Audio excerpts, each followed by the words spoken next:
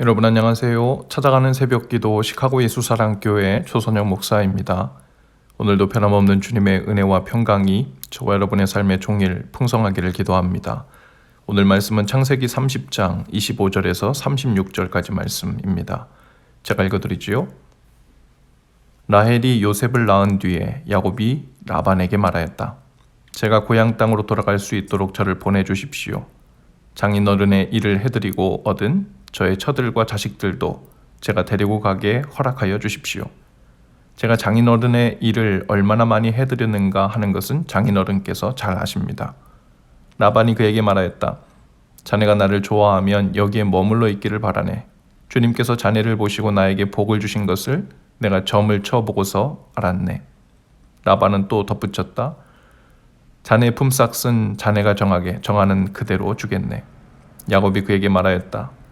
제가 장인어른의 일을 어떻게 해드리고 장인어른의 가축대를 얼마나 잘 보살폈는지는 장인어른께서 잘 아십니다. 제가 여기에 오기 전에는 장인어른의 소유가 얼마 되지 않았으나 이제 때가 크게 불어났습니다. 주님께서는 제가 하는 수고를 보시고서 장인어른에게 복을 주셨습니다. 그러나 이제는 제가 저의 살림을 챙겨야 할 때가 되었다고 봅니다. 라반이 물었다. 그러면 내가 자네에게 무엇을 주면 좋겠는가? 야곱이 대답하였다. 무엇을 달라는 것이 아닙니다. 다만 저에게 한 가지 일만 허락하여 주시면 제가 장인어른의 가축대를 계속 먹이고 돌보겠습니다. 오늘 제가 장인어른의 가축대 사이로 두루다니면서 모든 양떼에서 얼룩진 것들과 점이 있는 것과 모든 검은 새끼 양을 가려내고 염소떼에서도 점이 있는 것들과 얼룩진 것들을 가려낼 터이니 그것들을 저에게 삭스로 주십시오. 제가 정직하다는 것은 훗날 장인어른께서 저에게 삭으로 주신 가축대를 확인하여 보실 때 증명될 것입니다. 제가 가진 것 가운데서 얼룩지지 않은 양이나 점이 없는 양이 있든지 검은색이 아닌 새끼 양이 있으면 그것들은 모두 제가 훔친 것이 될 것입니다. 라반이 말하였다. 그러세. 자네 말한 대로 하겠네. 그러나 라반은 이렇게 말해놓고서도 바로 그날로 순염소 가운데서 줄무늬가 있는 것과 점이 있는 것을 가려내고 또 모든 암연소 가운데서도 흰 바탕에 얼룩이 진 것과 점이 있는 것과 모든 검은 새끼 양을 가려내어 자기의 아들들에게 주었다. 그런 다음에 라반은 야곱 있는 데서 사흘 길을 더 가서 자기와 야곱 사이의 거리를 그만큼 뜨게 하였다. 야곱은 라반의 나머지 양떼를 쳤다. 아멘. 야곱은 아내 라헬을 얻기 위해서 라반에게 약속한 14년을 일했지요. 그리고 그 시간이 흘렀습니다. 야곱은 이제 하나님께 드린 서원대로 베델에서 예배를 드리고자 고향으로 돌아가고자 했죠. 자신의 노동의 대가로 얻은 4명의 아내와 자녀들과 함께 고향으로 돌아갈 것을 허락해달라고 라반에게 말합니다. 라반은 야곱에게 겉으로는 나를 사랑스럽게 여기거든 유해라 라고 말했지만 사실 야곱이 무조건 간다고 하면 바짓가랑이라도 잡고 싶은 심정이었을 것입니다.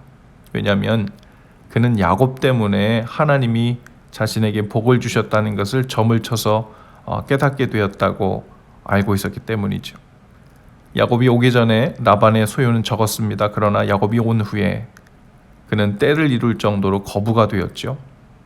하나님은 야곱에게 약속하신 대로 복을 주셨습니다.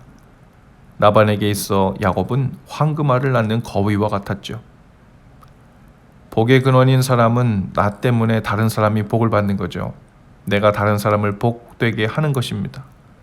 라반은 사기꾼이었고 또 우상을 숭배했으므로 복을 받을 수 없었습니다. 그러나 하나님은 야곱 때문에 라반에게 복을 주신 것이죠. 우리가 잘 아는 요셉도 마찬가지입니다. 요셉이 보디발의 집에 있자 요셉 때문에 보디발의 집에 복이 차오르기 시작했습니다. 보디발 또한 우상 숭배자였고 그 아내는 음란하고 거짓말하는 자였습니다. 전혀 복을 받을 만한 사람들이 아니었지요. 그러나 하나님은 하나님을 경외하는 요셉 때문에 그 집에 복을 주셨다고 했습니다. 신약 성경 오면 바울도 마찬가지입니다. 하나님은 바울 때문에 같이 배에 탔던 318명의 군인들과 죄수들을 살리셨습니다. 선장이나 백부장은 풍랑을 경고하는 바울의 말을 듣지 않았지요. 그들은 모두 죽을 죄인들이었지만 바울 한 사람이 타고 있었기 때문에 하나님은 그들 목숨을 덤으로 살려주셨죠. 라반은 야곱을 통해 복을 받고 있다는 것을 알게 되었지만 어리석게도 그의 반응은 영 딴판이었죠. 우상숭배 자리를 떠나 하나님을 직접 섬기겠다는 생각을 전혀 하지 못했습니다. 그저 야곱 덕을 보고 또 인간적인 생각과 계산으로 야곱을 어떻게 하면 이용할까 하는 것만 생각한 겁니다. 라반과 야곱 사이에는 이제 새로운 연봉 계약이 성사됩니다. 야곱은 라반의 제안을 받아들여서 계속해서 라반의 양떼를 돌볼 것이라고 말합니다. 대신에 양들 중에서 아롱진 것, 점 있는 것, 검은 양들, 얼룩진 것들을 자신에게 달라고 말하죠. 라반은 상식적으로 야곱의 요구가 이해가 안 됐습니다. 자신이 훨씬 유리하다는 계산이 나왔기 때문이죠. 야곱이 맨날 새하얀 양만 보더니 백치가 됐나?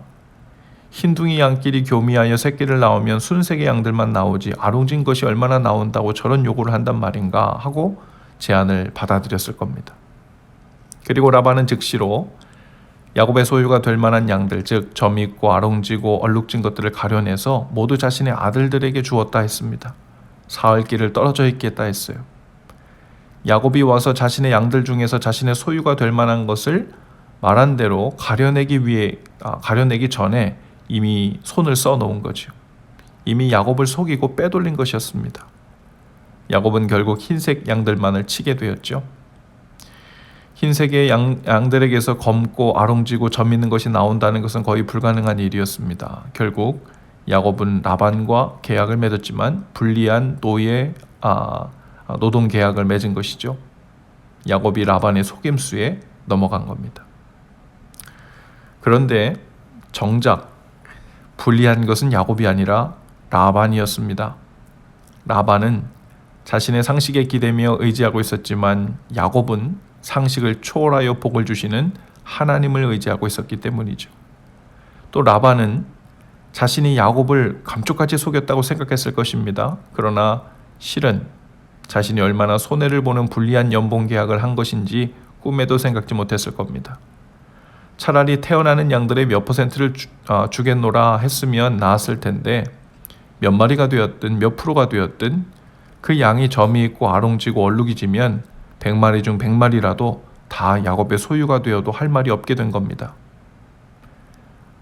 때로 하나님을 믿는다고 하는 우리 안에 야곱 같은 모습과 라반의 모습이 모두 동시에 드러날 때가 있는 것 같아요. 하나님께서 주시는 복과 은혜로 살고 있다는 것을 알고 있으면서도 정작 선택의 순간이 오면 하나님을 계산에 넣을 생각은 하지 않고 라반처럼 인간적인 상식, 인간적인 계산만 고려하여 선택하는 모습이 있죠. 그리고는 결과적으로 왜 이렇게 예상치 못한 결과가 나왔는지 모르겠다는 듯 마치 속임을 당한 것 같은 마음에 불평하는 사람들이 있습니다. 그러나 그것은 세상의 논리와 계산 안에서 기대했던 결과지 살아계신 하나님의 약속 안에서는 전혀 다른 결과가 나오는 것이 하나도 이상하지 않은 마땅한 결과죠. 오늘 우리 안에 라반과 같은 어리석은 계산이나 선택은 없는지 돌아볼 수 있기를 바라요.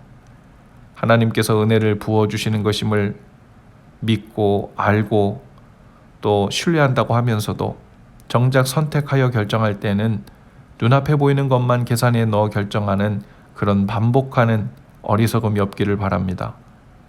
믿음은 바라는 것들의 실상이라고 했습니다. 오늘 하루를 살아가는 동안 믿음이 그 모든 계산의 중심이 되어 그 지혜로 하나님이 우리에게 약속하신 그 풍성한 삶을 누리실 수 있게 되기를 주님의 이름으로 축복합니다. 기도합시다. 주님, 오늘도 저희의 복은 오직 주님뿐이십니다. 그러므로 오직 주님만 계산에 넣고 마음으로 단단히 붙들어 하나님 나라에서 작동되어 열매 맺는 풍성한 수확을 거두고 또 누리며 살게 하옵소서. 예수님 이름으로 기도합니다. 아멘. 여러분 오늘도 예수 사랑으로 화이팅입니다. 내일 아침에 다시 찾아뵙지요.